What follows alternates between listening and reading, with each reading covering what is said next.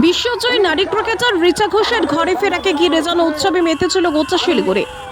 শুক্রবার দুপুর 12টা নাগাদ দিল্লি থেকে বাগডোগরা বিমানবন্দরে এসে পৌঁছন তিনি। ফ্লাইটের গেট খুলতেই উচ্ছ্বাসে ফেটে পড়ে ভিড়। মুহূর্তের মধ্যে বিমানবন্দরে পরিবেশে ছড়িয়ে পড়ে রিচা ঘোষ জিন্দাবাদ ধ্বনি।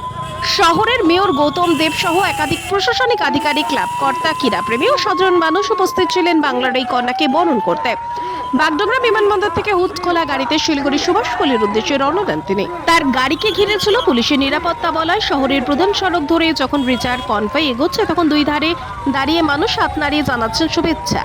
কেউ ফুল ছুড়ে দিচ্ছেন, কেউ আবার মোবাইল ক্যামেরায় বন্দি করছেন প্রিয় ক্রিকেটারকে।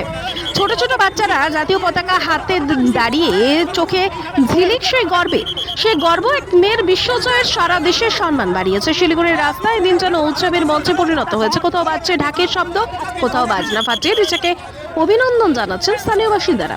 বাড়ির সামনে পা রাখতে শুরু হয় আরেক দফা উচ্ছ্বাস। পাড়ার মানুষ টিকা পরিয়ে, রাখি বেঁধে, ফুলের মালা পরিয়ে রিচাকে বরণ করে নেন। তার মাও তখন আবেগে ভেসে পড়লেন। মেয়েটা ছোটবেলা থেকেই জেদি ছিল, আজ সেই জেদি তাকে এই জায়গায় এনে দিয়েছে। চারপাশে ভিড় জমায় শত শত মানুষ, যাদের চোখে একটাই গর্ব, বাংলার মেয়ে আজ বিশ্বজয়ী। কেউ কেউ মিষ্টির প্যাকেট হাতে, কেউ ফুল হাতে রিচার হাতে তুলে দিচ্ছেন ভালোবাসার প্রতীক।